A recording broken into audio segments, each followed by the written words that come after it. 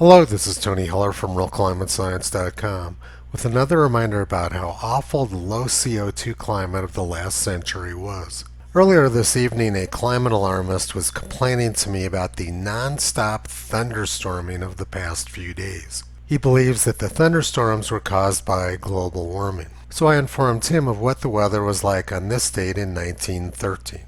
Our national calamity by flood, fire, and tornado. This book was written by Logan Marshall in 1913, who also wrote The Sinking of the Titanic a year earlier. The weather in the United States at the end of March 1913 was absolutely horrific. This was the cover of the Washington Post on March 27, 1913. Flood, flames, famine spread a pall of horror over cities of misery and suffering. The Baltimore Sun said, "Cold and hunger add to the terrors of the flood." The Harrisburg Telegraph said, "Dayton at fire's mercy, bitter cold adds horror." The Evening Times Republican of Marshalltown, Iowa said, "Western section of Omaha in ruins, between 100 and 200 dead, hundreds are injured. Fires add to horrors of storms." The Reading Times of Reading, Pennsylvania said, "More than 300 killed in big Omaha tornado. Tornado so terrific that houses burned unhindered in finest residence section." The tornado at Omaha was the worst, but there were lots of other catastrophic tornadoes that week.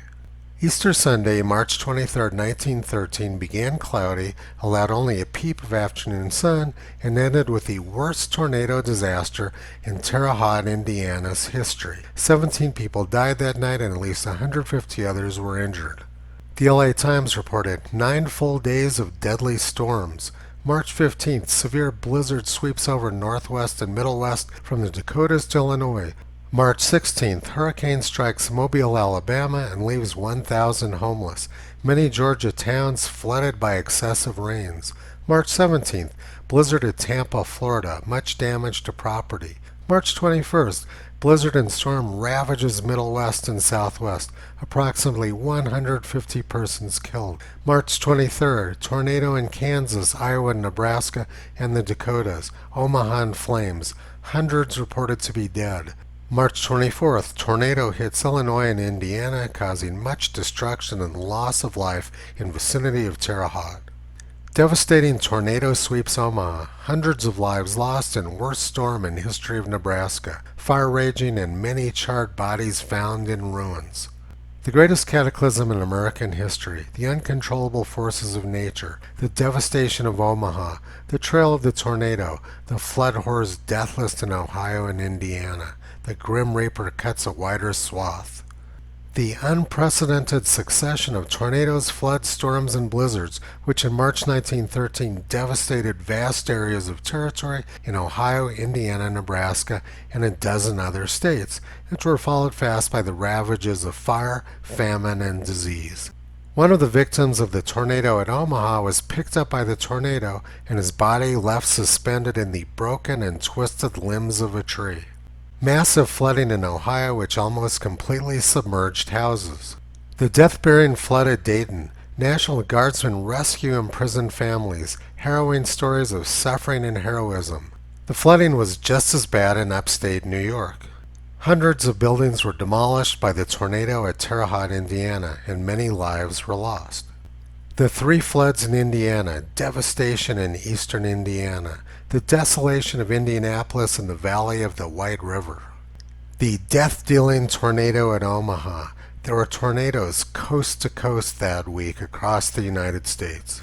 The Grim Reaper, many buried under wreckage. The tornado in Pennsylvania. The freak tornado in Alabama, how a village was wrecked. Weird tales of horror. The flood and tornado in Kentucky. 3 storms in 10 days. The flood in Michigan, cloudbursts throughout the state, rivers and streams overflow their banks, hundreds marooned and property swept away, St. Clair, Saginaw, Monroe, Marshall, Detroit. The flood in Missouri, streams out of channels, St. Louis suffering, suburbs underwater, 1 dead, many homeless, many rescued from roofs of houses, 1,200 marooned near St. Louis, dam imperils town of Springfield. The flood in the Mississippi Valley. It was to be expected that the waters from the vast floods in Ohio and Indiana would be carried down the Ohio River to the Mississippi Valley.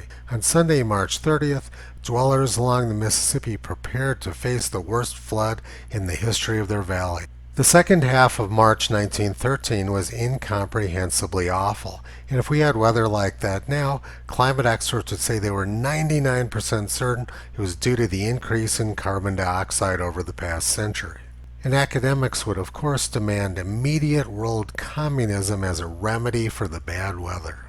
But the bad weather in March wasn't all that happened in 1913. There were lots of record heat waves as well, including one in July when California reached 134 degrees, which is the all-time world's record temperature. During the week of July 8th through July 14th, 1913, Death Valley, California reached 130 degrees Fahrenheit 3 times, including 134 degrees on July 10th, 1913. Last summer, a thermometer located near a parking lot in Death Valley reached 130 degrees as well for the first time in many years, and Governor Newsom claimed that the 130 last year was the all-time world's record. History is not the friend of climate alarmists or people on the left in general. And later in 1913 came the deadliest flood in Texas history. This picture was taken at Richmond, Texas, where I purchased my first home in 1990. My house was just a few blocks away from the Brazos River, and we had a similar flood the year which I moved there. I feel really bad that climate alarmist Paisley and his fiancée had to endure nonstop thunderstorming for days around her birthday, but I'm pretty sure it wasn't the worst weather in U.S. history. The belief system of climate alarmists has no basis in reality and nothing to do with science. For the past 13 years, Toto has been pulling back the curtain on climate superstition. You can visit him and Curie on the web at realclimatescience.com.